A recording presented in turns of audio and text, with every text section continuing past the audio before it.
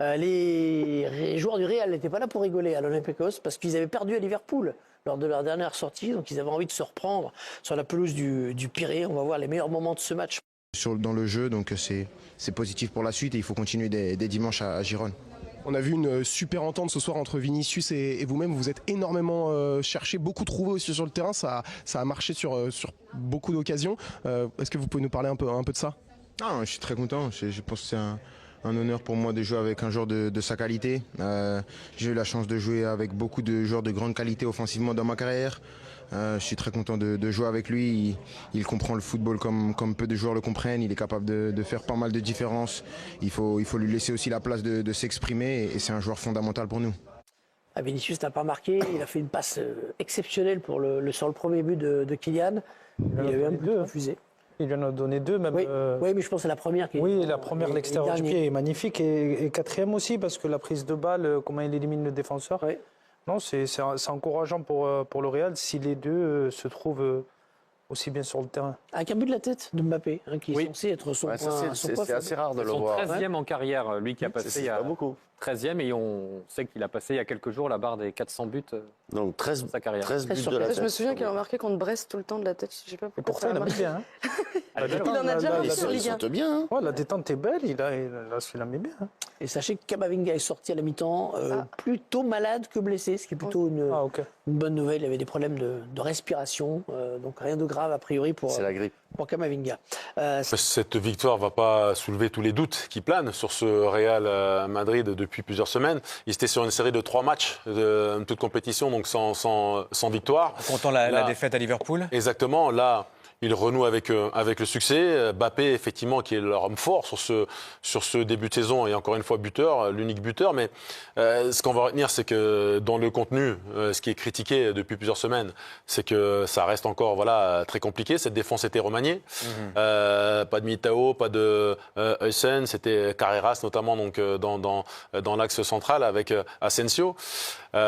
Oui, il n'y a pas beaucoup de repères pour l'instant. J'ai envie de dire un peu comme certaines grosses écuries, c'est qu'on va les critiquer parce que le contenu laisse à désirer. Ouais. Mais ils sont pour l'instant dans ce top 8. Ils sont malgré tout leaders donc, de cette Liga. Donc en allant mal, au niveau des statistiques, au niveau du classement, tout va bien. Donc je pense qu'il faut satisfaire de ça à ce moment-là de la saison. Restons positifs pour ce Real Madrid. Autre match de ce... Olympiakos Real de Madrid, 5e journée de phase de groupe de la Ligue des Champions. Les merengues qui avaient besoin de se refaire une santé après une défaite contre Liverpool lors de la précédente journée et puis quelques soucis en interne dans le club espagnol. Il y a des soucis avec le cas Vinicius qui n'a pas encore prolongé. Il y a des soucis avec Xavi Alonso et ses méthodes qui sont plutôt contestées. Et il faut dire que le Real de Madrid reste sur 3 matchs sans victoire et 3 matchs au cours desquels Kylian Mbappé n'a pas marqué. À un moment donné, ça a commencé à faire jaser et ça a remis sur la table la sempiternelle question de la Mbappé dépendance du côté du Real de Madrid.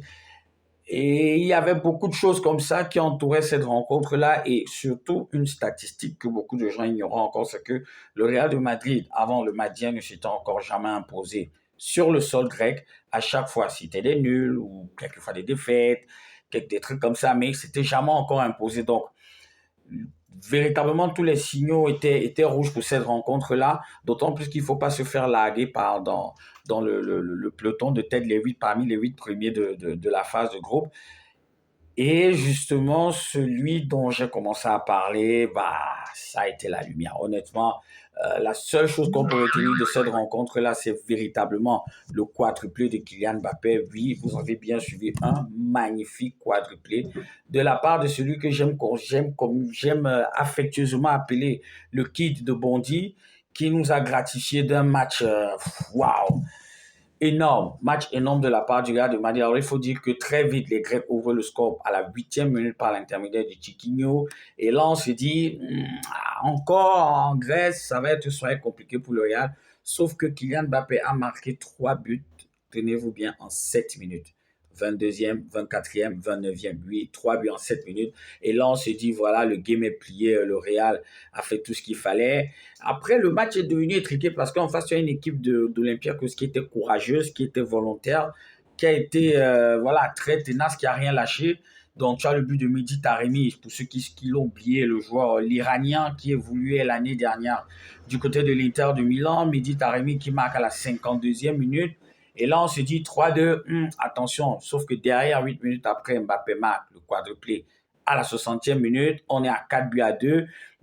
Mais même là, on se dit, vu le contenu de la rencontre, il n'y a pas la sérénité. On ne va pas se mentir, en termes de production, défensivement, c'est faible. Même s'il faut relativiser en disant que derrière, à cause de beaucoup de blessures, Xabi Alonso n'a véritablement pas pu aligner sa charnière centrale. Il faut dire qu'en défense, il y avait Carreras qui d'habitude est latéral gauche, Raúl Asensio qui ne joue pas très souvent quand les titulaires sont là, Alexandre Arnaud en droite et Ferland Mendy qui est encore en phase de retour du côté gauche. On a Kamavinga qui est sorti à un moment donné parce qu'il a des problèmes. Voilà, apparemment, il ne respirait pas très bien. Donc, défensivement, c'était pas trop ça. Valverde a essayé tant bien que mal, mais l'Olympiakos, le Pirée, voilà, devant leur public, sur leur terrain, c'est une toute autre équipe. Honnêtement, c'est une toute autre équipe. Et quand le troisième but de l'Olympiakos n'arrive pas à l'intermédiaire de El Kaabi, qu'on connaît aussi très bien à la 81e minute, je peux vous assurer que sur les 9 dernières minutes du temps additionnel, du temps réglementaire et les minutes du temps additionnel, pendant cette période-là, les supporters du Real de Madrid, ils étaient comme ça. Voilà, ça, ils vont peut-être pas l'admettre, mais ils étaient comme ça. Parce que après ce troisième but de El Kaabi, voilà, l'Olympiakos s'est mis à rêver d'une possible remontada, d'un possible 4e but. Et là, après, c'est devenu étriqué, c'est devenu un peu du n'importe quoi. Quoi qu'il advienne, le Real s'impose 4-3. Pas de la plus belle des manières, on va pas se mentir. Et, pardon, une fois de plus, moi, ce qui me marque, c'est cette dépendance-là à Kylian Mbappé. Parce que tu te rends compte, s'il n'y a pas Kylian Mbappé, tu n'as pas tous ces buts-là. Je crois qu'il est à 23 buts déjà depuis le début de la saison. Et sur les 23 buts, il a, je crois, 8 pénaltys, quelque chose comme ça. Donc, tu te dis, si tu enlèves ça, derrière, il n'y a rien. Derrière, il n'y a rien. C'est vrai que sur cette rencontre, il y a eu de bonnes combinaisons entre Kylian Mbappé et Vinicius Junior. C'est apprécié. Mais ce sont des trucs éphémères parce qu'à la prochaine rencontre, lorsqu'il y aura moins d'échanges de passes entre les deux, tout le monde va monter au créneau, la presse va sortir, dit oui, ils ne s'entendent pas, oui, il y a des problèmes, oui, il y a des tensions et tout. Pour moi, c'est juste sur cette rencontre-là qu'il faut apprécier ça. Pour le reste, il n'y a rien à dire. Honnêtement, il y a véritablement pas de superbe action qui m'a frappé ou un truc qui m'a crevé la rétine. Non, il y a eu 4 buts de Kylian Mbappé et c'est tout. Et c'est généralement ce qui se passe dans 75% des matchs du Real cette saison, c'est Mbappé, il a fait quoi? Et puis rien. Et ça s'arrête là. Je ne dis pas que les autres, ils jouent pas. Je ne dis pas qu'ils essayent pas. Mais en termes de rendement, ce n'est pas une équipe. Le Real de Madrid, ce n'est pas une équipe. Le Real de Madrid, c'est... on essaie de trouver un joueur devant qui cristallise l'attention, qui met les buts. Et heureusement encore qui met les buts. Parce que tu imagines si avec tout ça, il vendangeait les actions, ça devait être autre chose. Donc, voilà, victoire du Real, 4-3 contre l'Olympiakos. Première victoire du Real de Madrid sur le sol grec, contre une équipe grecque sur le sol grec.